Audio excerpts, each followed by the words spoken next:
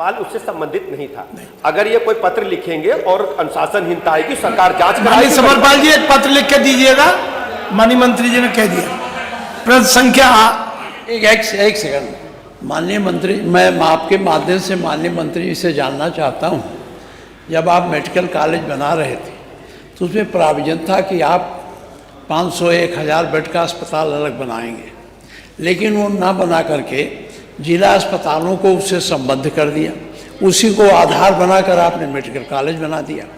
अब जो जिला अस्पताल मेडिकल कॉलेज से संबद्ध हो गए हैं, क्या ये आप व्यवस्था करेंगे वहाँ निःशुल्क दवाइयाँ, निःशुल्क जांच ये हो, क्योंकि ऐसा हो नहीं रहा।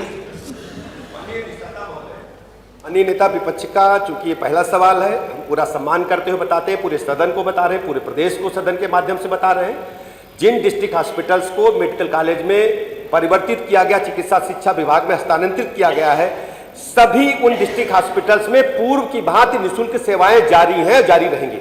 ठीक है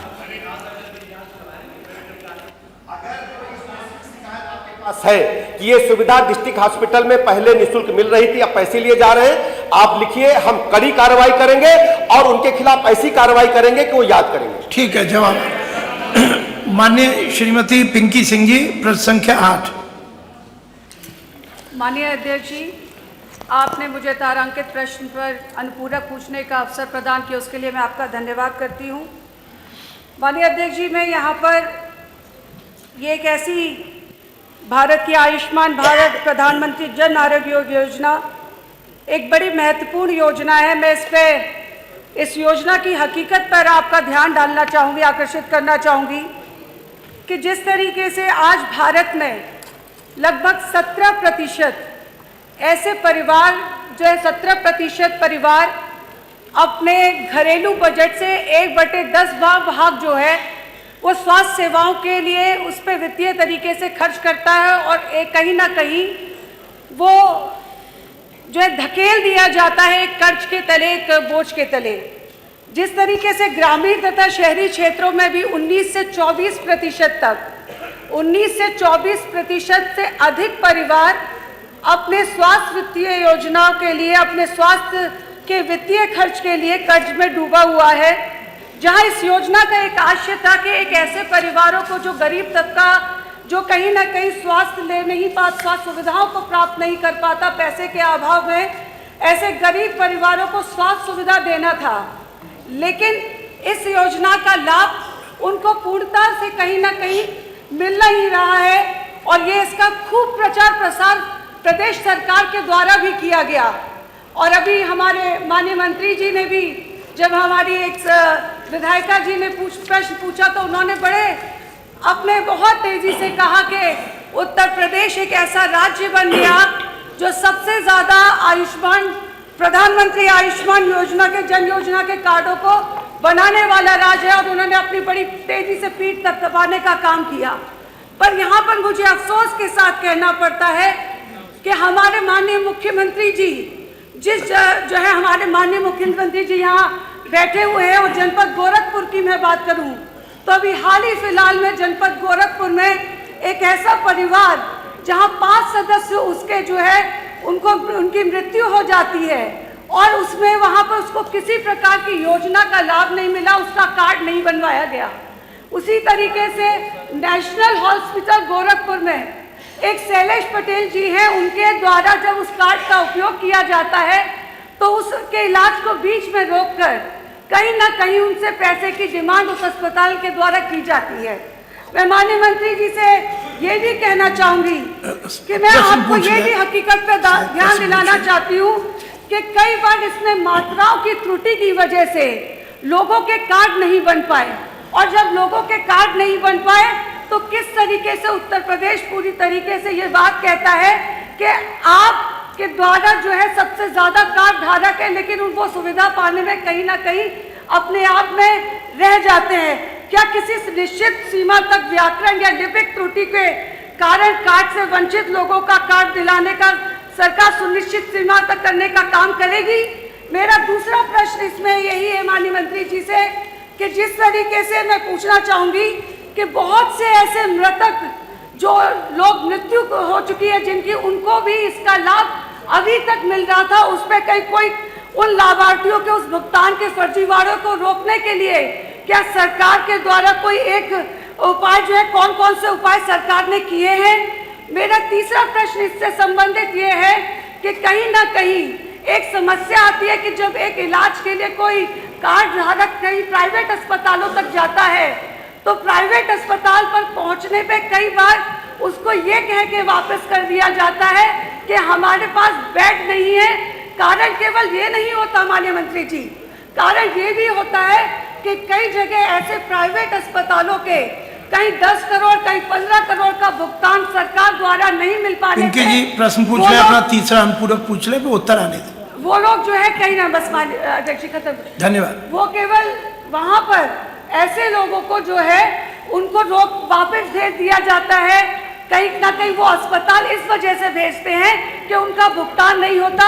क्या आपके द्वारा यहाँ केंद्र सरकार को प्रस्ताव भेजा जाएगा जिससे कि ऐसे अस्पतालों का एक सुनिश्चित सीमा तक भुगतान हो सके और जिसकी वजह से कहीं कोई आयुष्मान कार्ड धारक जो है अपने इलाज को बीच में ही उसको छोड़ने का काम ना हो। और मैं माननीय मंत्री जी से केवल एक आखिरी में ये प्रश्न करना चाहूंगी, क्या माननीय मंत्री जी ऐसे प्राइवेट अस्पतालों में जहां पर जिस व्यक्ति का इलाज आयुष्मान कार्ड धारक का चल रहा होता है और उसे बीच में किसी टेक्निकल कमी के कारण रोकने के लिए कर दिया जाता है और उसे बाहर का रास्ता दिखा दिया जाता है, कि ऐसे प्राइवेट अस्पतालों पर सरकार कोई ठोस कार्रवाई करेगी? जी पहले पिंकी जी का उत्तर, चलिए पूछ लीजिए। माननीय अधिष्ठाता महोदय, आपने प्रश्न पूछने का अवसर दिया, इसके लिए मैं आपको धन्यवाद देता हूं। माननीय अधिष्ठाता महोदय, जो इस प्रश्न का जवाब आया है वो बहुत स्पष्ट नहीं है, इसको लेके बहुत सारा भ्रम है। माननीय अधिष्ठाता महोदय, जो ये योजना है ये बहुत ही महत्वपूर्ण योजना है, लेकिन इस योजना में जिसके लिए बनाया गया है उनको कहीं ना कहीं अनदेखा किया जा रहा है। माननीय अधिष्ठाता महोदय, पात्र गृहस्थी में, इस योजना के तहत पात्र गृहस्थी में जिन परिवारों की संख्या 6 है या 6 से ज्यादा है उनको लिया गया है, जबकि 1 से जो 5 की संख्या है उनको छोड़ दिया गया है। क्या सरकार ऐसे लोगों को 1 से जो 5 यूनिट तक के परिवार हैं या सदस्य हैं उनको गरीब नहीं मानती है? माननीय अधिष्ठाता महोदय, आज आपका प्रश्न ये है कि 1 से 5 यूनिट वालों का कार्ड बनेगा या नहीं बनेगा? तो पूछ लीजिए। अधिष्ठाता महोदय उसी पे आ रहे हैं। तो माननीय अधिष्ठाता महोदय, अगर आपका उत्तर नहीं आएगा तो पहला प्रश्न ये है माननीय मंत्री जी से, पात्र गृहस्थी में 1 से 5 यूनिट तक के परिवार वालों को क्या इस योजना के में जोड़ने पर विचार किया जाएगा कि नहीं? दूसरा, माननीय अधिष्ठाता महोदय, इस योजना के तहत प्रति परिवार 5 लाख रुपए इलाज के लिए दिया जाता है। माननीय अधिष्ठाता महोदय, मैं जानना चाहता हूं कि मान लीजिए किसी परिवार में किसी का इलाज हुआ या 3 या 4 लाख रुपए इलाज में खर्च हो गए, फिर अगर उसको 5-6 लाख की जरूरत पड़ती है तो वो कहां से इलाज कराएगा? और दूसरा प्रश्न ये है माननीय अधिष्ठाता महोदय कि क्या सरकार 5 लाख प्रति परिवार इलाज के लिए जो दिया जाता है उस पे बढ़ाने पर विचार करेगी या नहीं? माननीय अधिष्ठाता महोदय, तीसरा जो सबसे बहुत महत्वपूर्ण है, माननीय आपके 6 अनुपूरक हो गए, एक बार उत्तर तो आने दीजिए। गरीब जनता नहीं तो 6 जब तक उत्तर नहीं आएगा बहुत जरूरी है। प्रश्न हो जाएगा। देखिए प्रश्न की आपत्ति नहीं है, पहले जो प्रश्न है उनको आने दीजिए, ऐसे नहीं हो पाएगा। 6 प्रश्न आ चुके हैं, कृपया माननीय उत्तर तो सुनिए। माननीय सदस्य ने जो पहले पूछा है कि मृतक जो है उनका भी नाम आयुष्मान कार्ड में दर्ज है, उसको रोक सकते हैं क्या? सब कुछ इलेक्ट्रॉनिक जमाना है, बायोमेट्रिक लगाने के बाद ही जो भी लाभार्थी है वो लाभ ले पाएगा, तो इसमें बगैर बायोमेट्रिक के कोई भी लाभ लेने की कोई गुंजाइश नहीं है। नंबर 1 का सवाल ये है। दूसरा, आपने पूछा है कि जो अस्पताल लिस्टेड है उनको भुगतान में देरी है। भुगतान में देरी प्रक्रिया की वजह से हो सकती है, हम दिखवाते हैं, और इसमें भुगतान की देरी न हो इसको हम सुनिश्चित करेंगे। ये चिंता हम स्वीकार करते हैं और हम अधिकारियों को आज ही निर्देश देंगे किसी भी स्थिति में यदि किसी अस्पताल ने ठीक से बिल प्रस्तुत किया उसको भुगतान में देरी न की जाए। तीसरा जो त्रुटिपूर्ण भुगतान त्रुटिपूर्ण कार्डों में है, अब अगर आधार कार्ड में कुछ नाम गलत लिखा है और जो आपका आयुष्मान भारत कार्ड गलत बन गया है, तो उसको सुधार करा लें, सुधार की पूरी गुंजाइश है और इसके लिए पोर्टल खुला हुआ है। त्रुटिपूर्ण कार्ड के बीमारी के इलाज के बारे में आपने जो कहा, इसके बारे में हम पता करेंगे, हो सकता हो तो उसको भी लागू करेंगे। हमारी पहली चिंता है कि हम सभी गरीबों को निःशुल्क चिकित्सा व्यवस्था दे पाए। जहां तक हमारे दूसरे माननीय सदस्य का सवाल है कि जो सभी लाभार्थियों को जो 5 यूनिट से कम को उनके लिए बनाने के लिए कहा है, इस पर हम काम करेंगे, फिर आपको हम बाद में बताएंगे। तीसरा जो आपने सवाल पूछा है कि जो जी 5 लाख एक्टिव, अभी दरअसल क्या है कि अभी माननीय सदस्य जानते हैं, माननीय प्रधानमंत्री जी आयुष्मान भारत योजना दुनिया की सबसे बड़ी योजना गरीबों के लिए लेकर के आए। पहले तो आप याद करिए, पूर्ववर्ती सरकारों में तो चवन्नी नहीं मिलती थी, तो 5 लाख रुपए मिले हैं। इसका तो धन्यवाद आप अदा करिए, माननीय प्रधानमंत्री जी का सदन ताली बजा करके उस पर आप धन्यवाद अदा करिए, और आपकी भावनाओं से हम अवगत हुए हैं। बहुत बहुत धन्यवाद। ठीक है, देखिए इससे स्पष्ट उत्तर नहीं आ सकता था, और माननीय उप मुख्यमंत्री जी ने 2 तो आश्वासन दे दिए। तो अब इसमें हम अगला लेंगे, प्रश्न संख्या 9, माननीय श्री राजेंद्र प्रसाद चौधरी जी। समय देखिए आप लोगों के लिए कम है, तो आप सीधा प्रश्न करेंगे, बढ़िया रहे। माननीय अधिष्ठाता महोदय, आपका आभारी हूं जो आपने मुझे मौका दिया। ये मेरा सीधा सा प्रश्न आऊंगा कि समय कम है जी, कि हमें मेडिकल कॉलेज और पैरा मेडिकल कॉलेज में जो आरक्षित सीटें हैं कितनी हैं, और क्या उस पर सीटें भरी जा रही हैं, और जो गरीबों को ST ST क्या निःशुल्क प्रवेश दिलाएंगे।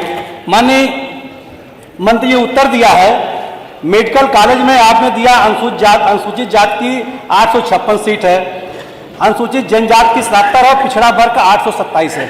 मनवर राजकीय कॉलेज की सीटों की संख्या 4303 है, 4303, उसके सापेक्ष 903 होना चाहिए था।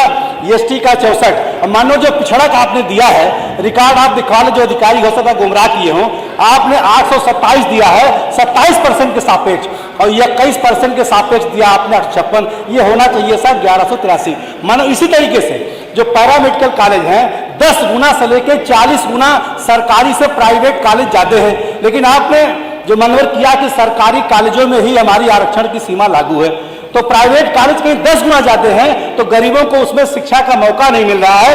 माननीय मंत्री से मैं सीधा क्वेश्चन करूंगा क्योंकि समय बहुत कम है। क्या माननीय मंत्री जी संविधान की मंशा के अनुच्छेद 4546 के अनुसार अनुसूचित जात अनुसूचित जनजाति छात्रों को पैरा मेडिकल और मेडिकल कॉलेजों में शून्य शुल्क पर प्रवेश कराने का काम करेंगे? नंबर 1। दूसरा, माननीय मंत्री जी, क्या सरकारी कॉलेजों की भांति प्राइवेट मेडिकल कॉलेज और पैरा मेडिकल कॉलेज में आरक्षण की व्यवस्था लागू करेंगे? बस सीधा सा प्रश्न। माननीय मंत्री जी, वो नियमों के अनुसार हम पूरी तरह से उपलब्ध करा रहे हैं, नियमों में कोई हेरफेर नहीं करेंगे, 100% आरक्षण लागू होगा। ये सरकार की प्राथमिकता और जिम्मेदारी है। मैंने पूछा था क्या सरकारी प्राइवेट जो सरकारी कॉलेज हैं पैरामेडिकल और मेडिकल का, उसी तरीके से आप जो प्राइवेट कॉलेज है उसमें भी आरक्षण व्यवस्था लागू करेंगे? चलिए प्रश्नों का समय समाप्त। बैठिए माननीय मंत्री जी, बैठिए। आज दिनांक 29 जुलाई को 2 माननीय सदस्यों का बर्थडे है। जी दूसरे का 2 है ना, दूसरे का 1 है।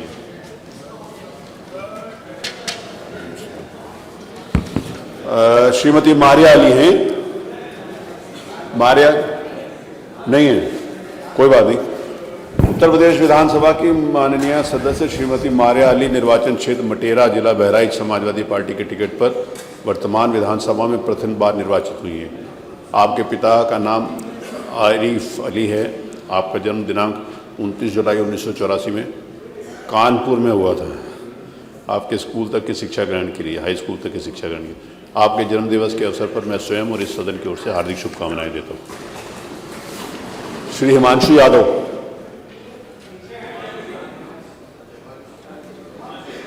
गैलरी में, चलिए आज सबको कॉफी पिला रहे होंगे।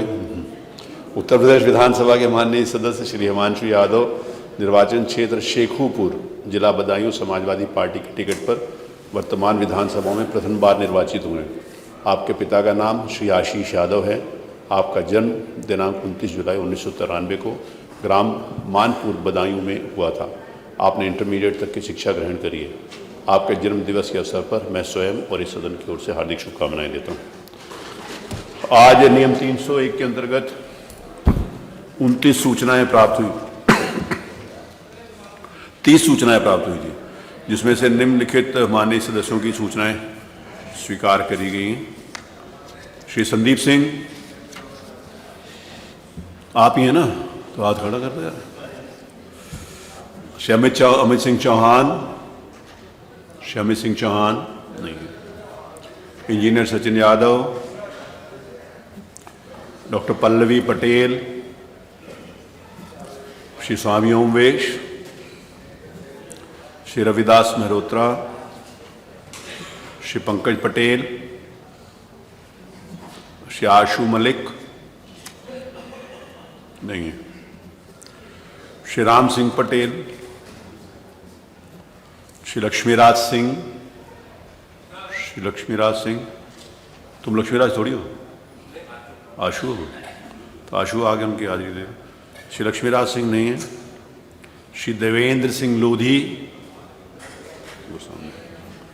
डॉक्टर रागिनी, श्री मनोज कुमार पारस,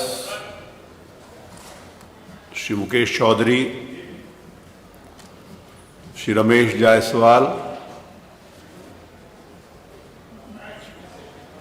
उधर हो, श्री राम अवतार सिंह सैनी, श्री मोहन वर्मा, श्री प्रभाष कुमार,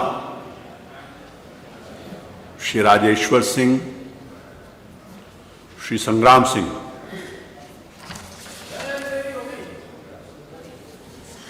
तो आपने सुना नहीं कि जो चयन हुई है उनमें आपका नाम नहीं है। आज दिनांक अमित सिंह उपस्थित हैं, उनके रख लिया जाए। नियम 300 के अंतर्गत 4 सूचनाएं प्राप्त हुई, चारों अग्राह्य हैं। नियम 300 के अंतर्गत मैं आप ही की जवाब दे रहा हूँ, आप ही की बात का जवाब आपने, मैं बता दूं फिर आप बताइए। माननीय रविदास मेहरोत्रा जी ने विधानसभा के उपाध्यक्ष के चुनाव के संबंध में सूचना दी है। ये 18वीं विधानसभा चल रही है और 18वीं विधानसभा में उपाध्यक्ष के निर्वाचन हेतु विगत सत्र में श्री रविदास मेहरोत्रा जी के द्वारा भी सेम विषय के ऊपर अपनी बात रखी गई थी। उन परिस्थितियों में आज तो कोई परिवर्तन नहीं है, इसीलिए ये अस्वीकार है। ये सुन तो पिछली बार चुके हैं, कुछ नई बात उसमें नहीं है। आप ही ने उसे पिछली बार के सदन होगा उससे पहले चुनाव हो जाएगा, नहीं कहा था मैंने। नहीं, आप दिखा के देख चलिए, मैं उसके ऊपर बहस नहीं करना चाहता। सदन से अगला सदन जो होगा उससे उपाध्यक्ष के चुनाव के संदर्भ में ऐसी कोई भी बात नहीं हुई। मत संख्या 3, माननीय उच्च शिक्षा मंत्री। अध्यक्ष जी, मैं उत्तर प्रदेश निजी विश्वविद्यालय संशोधन अध्यादेश 2024 विदिन ब्रैकेट उत्तर प्रदेश अध्यादेश संख्या 01 सन 2024 ब्रैकेट बंद को सदन के पटल पर रखता हूँ। मत संख्या 4, माननीय शिक्षा मंत्री। माननीय अध्यक्ष जी, मैं आपकी अनुज्ञा से उत्तर प्रदेश निजी विश्वविद्यालय दूसरी संशोधन अध्यादेश 2024 विदिन ब्रैकेट उत्तर प्रदेश अध्यादेश संख्या 02 सन 2024 को सदन के पटल पर रखता हूँ। मत संख्या 4, माननीय उच्च शिक्षा मंत्री। 5। माननीय अध्यक्ष जी, मैं आपकी अनुज्ञा से उत्तर प्रदेश निजी विश्वविद्यालय विदिन ब्रैकेट तृतीय संशोधन अध्यादेश 2024 विदिन ब्रैकेट उत्तर प्रदेश अध्यादेश संख्या 03 सन 2024 को सदन के पटल पर रखता हूँ। मत संख्या 6, माननीय मुख्यमंत्री। माननीय, मैं आपकी अनुज्ञा से उत्तर प्रदेश राज्य राजधानी क्षेत्र एवं अन्य क्षेत्र विकास प्राधिकरण अध्यादेश 2024 उत्तर प्रदेश अध्यादेश संख्या 4 सन 2024 विदिन ब्रैकेट को सदन के पटल पर रखता हूँ। मत संख्या 7, माननीय मुख्यमंत्री जी। माननीय मैं आपकी अनुज्ञा से उत्तर प्रदेश नजूल संपत्ति लोक प्रयोजनार्थ प्रबंध और उपयोग विद इन ब्रैकेट अध्यादेश 2024 उत्तर प्रदेश अध्यादेश संख्या 5 सन 2024 को सदन के पटल पर रखता हूँ। मत संख्या 8 माननीय मुख्यमंत्री जी। माननीय मैं आपकी अनुज्ञा से उत्तर प्रदेश सार्वजनिक परीक्षा अनुचित साधनों का निवारण अध्यादेश 2024 उत्तर प्रदेश अध्यादेश संख्या 6 सन 2024 विद इन ब्रैकेट को सदन के पटल पर रखता हूँ। मत संख्या 9 माननीय मुख्यमंत्री जी। माननीय मैं आपकी अनुज्ञा से उत्तर प्रदेश आपराधिक विधि संशोधन अध्यादेश उत्तर प्रदेश अध्यादेश संख्या 7 सन 2024 को सदन के पटल पर रखता हूँ। मत संख्या 10 माननीय मुख्यमंत्री जी। माननीय मैं आपकी अनुज्ञा से उत्तर प्रदेश विशेष विधियां संशोधन अध्यादेश 2024 उत्तर प्रदेश अध्यादेश संख्या 8 सन 2024 को सदन के पटल पर रखता हूँ। मत संख्या 11 माननीय शिक्षा मंत्री जी। माननीय अध्यक्ष जी, मैं आपकी अनुज्ञा से उत्तर प्रदेश निजी विश्वविद्यालय विद इन ब्रैकेट चतुर्थ संशोधन अध्यादेश 2024 with in bracket Uttar Pradesh अध्यादेश संख्या 09 सन 2024 को सदन के पटल पर रखता हूँ। संख्या 12 माननीय शिक्षा मंत्री। माननीय अध्यक्ष जी, मैं आपकी अनुज्ञा से उत्तर प्रदेश निजी विश्वविद्यालय विद इन ब्रैकेट 5वां संशोधन अध्यादेश 2024 with in bracket Uttar Pradesh अध्यादेश संख्या 10 सन 2024 को सदन के पटल पर रखता हूँ। संख्या 13 माननीय शिक्षा मंत्री। माननीय अध्यक्ष जी, मैं आपकी अनुज्ञा से उत्तर प्रदेश निजी विश्वविद्यालय विद इन ब्रैकेट 6वां संशोधन अध्यादेश 2024 with in bracket Uttar Pradesh अध्यादेश संख्या 11 सन 2024 को सदन के पटल पर रखता हूँ। संख्या 14 माननीय शिक्षा मंत्री। माननीय अध्यक्ष जी, मैं आपकी अनुज्ञा से उत्तर प्रदेश राज्य विश्वविद्यालय विद इन ब्रैकेट संशोधन अध्यादेश 2024 with in bracket Uttar Pradesh अध्यादेश संख्या 12 सन 2024 को सदन के पटल पर रखता हूँ। संख्या 15 माननीय मुख्यमंत्री जी। 15 माननीय मुख्यमंत्री जी। माननीय मैं आपकी अनुज्ञा से उत्तर प्रदेश सूचना आयोग के वर्ष 2021-22 के वार्षिक प्रतिवेदन को सूचना का अधिकार अधिनियम 2005 की धारा 25 की उपधारा 4 के अधीन सदन के पटल पर रखता हूँ। मत संख्या 16 माननीय वित्त मंत्री जी। माननीय मैं आपकी अनुज्ञा से उत्तर प्रदेश स्थानीय निधि लेखा परीक्षा अधिनियम 1984 की धारा 8 की उपधारा 3 के अधीन विलंब के कारणों सहित सदन के पटल पर रखता हूँ। मत संख्या 17 माननीय वित्त मंत्री।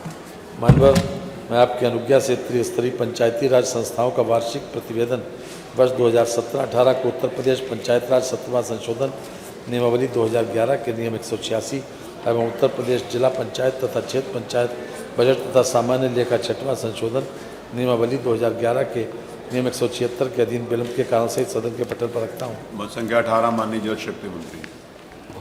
आप ही बोल दीजिए। माननीय मैं आपकी अनुज्ञा से राज्य बांध सुरक्षा संगठन की वार्षिक रिपोर्ट 2023-24 को बांध सुरक्षा अधिनियम 2021 की धारा 45 की उपधारा 1 के अधीन सदन के पटल पर रखता हूँ।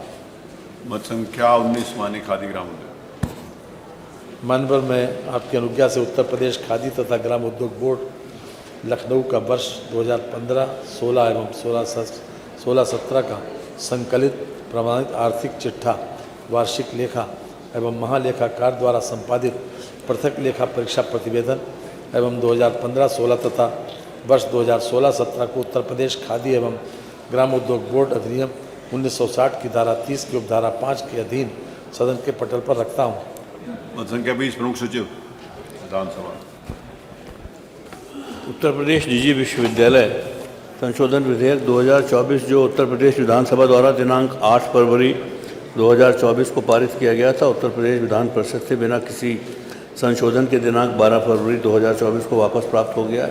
भारतीय स्टाम्प उत्तर प्रदेश संशोधन विधेयक 2024 जो उत्तर प्रदेश विधानसभा द्वारा दिनांक 9 फरवरी 2024 को पारित किया गया था, उत्तर प्रदेश विधान परिषद से बिना किसी संशोधन के दिनांक 12 फरवरी 2024 को प्राप्त हो गया है। निम्नलिखित विधेयक जो उत्तर प्रदेश विधानसभा द्वारा दिनांक 10 फरवरी 2024 को पारित किए गए थे, उत्तर प्रदेश विधान परिषद से बिना किसी संशोधन के दिनांक 12 फरवरी 2024 को वापस प्राप्त हो गए। उत्तर प्रदेश लोकायुक्त तथा उप लोकायुक्त संशोधन विधेयक 2024, उत्तर प्रदेश लिफ्ट और एस्केलेटर विधेयक 2024, मत संख्या 21 प्रमुख सचिव। उत्तर प्रदेश निजी विश्वविद्यालय संशोधन विधेयक 2024 जिसे उत्तर प्रदेश विधानसभा ने दिनांक 8 फरवरी 2024 के उपवेशन में पारित किया था। उत्तर प्रदेश विधान परिषद ने अपनी दिनांक 10 फरवरी 2024 की बैठक में पारित किया था, पर राज्यपाल महोदय की अनुमति 26 फरवरी 2024 को प्राप्त हो गई और वह 2024 का उत्तर प्रदेश का प्रथम अधिनियम बना। उत्तर प्रदेश विनियोग विधेयक 2024 जिसे उत्तर प्रदेश विधानसभा ने 10 फरवरी 2024 को पारित किया था तथा जो श्री अध्यक्ष द्वारा धन विधेयक प्रमाणित किया गया था और उत्तर प्रदेश विधान परिषद से बिना सिफारिश के दिनांक 12 फरवरी 2024 को प्राप्त हुआ था, पर राज्यपाल महोदय की अनुमति दिनांक 26 फरवरी 2024 को प्राप्त हो गई। वह सन 2024 का उत्तर प्रदेश का दूसरा अधिनियम बन गया।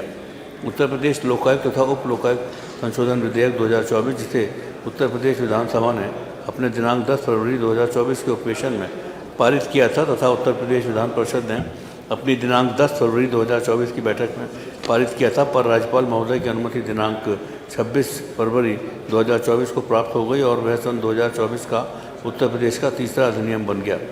उत्तर प्रदेश लिफ्ट और एस्केलेटर विधेयक 2024 जिसे उत्तर प्रदेश विधानसभा ने अपने दिनांक 10 फरवरी 2024 के उपवेशन में पारित किया था तथा उत्तर प्रदेश विधान परिषद ने अपनी दिनांक 10 फरवरी 2024 की बैठक में पारित किया था, पर राज्यपाल महोदय की अनुमति दिनांक 26 फरवरी 2024 को प्राप्त हो गई और वह सन 2024 का उत्तर प्रदेश का चौथा अधिनियम बन गया। मत संख्या 22 कुछ नहीं है, 23 कुछ नहीं है, 24 याचिकाएँ। आज जो याचिकाएँ सूचने में लगी उनकी उपस्थिति के लिए श्री राम रतन कुशवाहा, श्री विजय सिंह अनुपस्थित, श्री वीर विक्रम सिंह अनुपस्थित, श्री मोहम्मद फ़हीम इरफान उपस्थित, चौधरी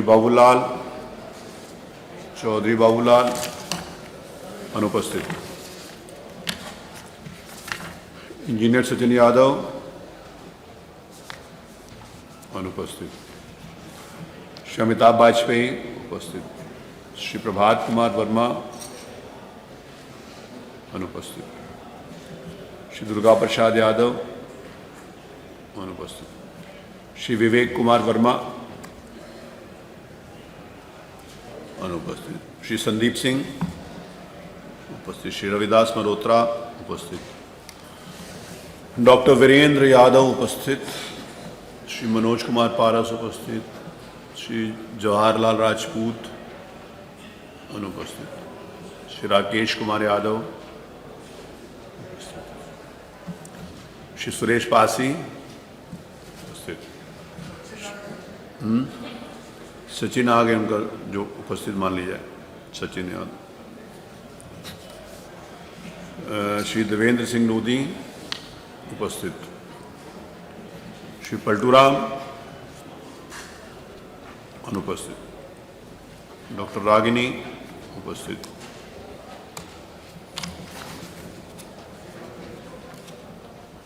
श्री पंकज मलिक अनुपस्थित, श्री प्रदीप कुमार यादव, पंकज मलिक उपस्थित, श्री पंकज मलिक उपस्थित है मानना है, श्री प्रदीप कुमार यादव उपस्थित, श्री वाजपेयी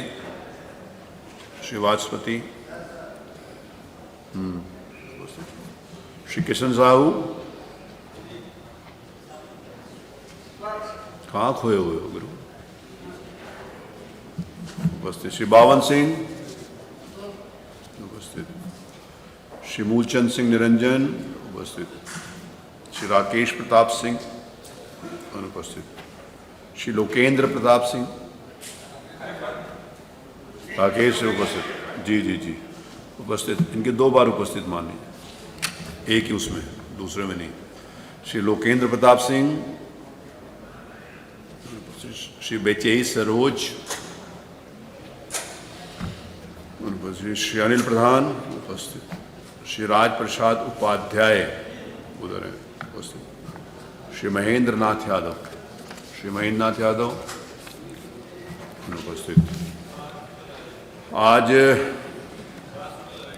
हैं क्या लगाइए,